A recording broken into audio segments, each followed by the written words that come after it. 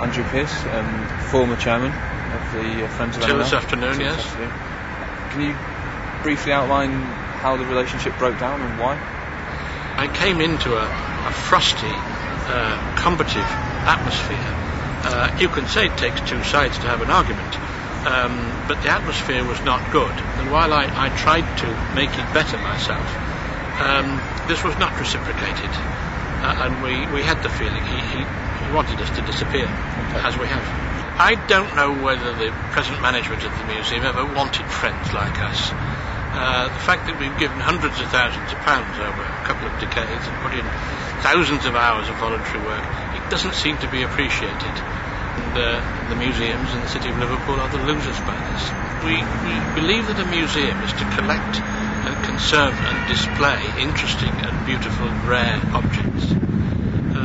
It can act as a force of education, but it's not primarily a tool of education. Exhibits, especially in the Maritime Museum, seem to be taking a knock.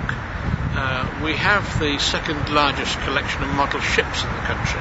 That's all in a warehouse somewhere down on the North Docks, tucked away to make room for originally for the Blitz exhibition. It was a story told by videos and films and soundtracks and so on. And you get quite close to what Disneyland does when you go down that route. This city outside of London has a glorious history of achievement, of pioneers of all sorts of things, politics, science, art, music, all sorts of things like this. And yet, there seems to be a desire in the museum service and some of the staff there and elsewhere in the city to hide the good things about this city. If you want tourists to come here to spend their money, as they did last year, they're not going to come here to hear a tale of woe. The slave trade was horrible. To be condemned, we condemn it, no hesitation about that. But there are other sides of it.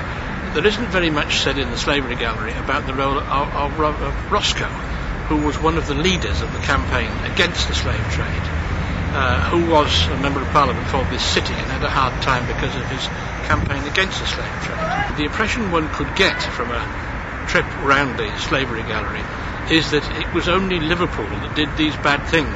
Bad things were done here, but lots of other people were doing bad things, and what we wanted to see was balance. It lacks balance.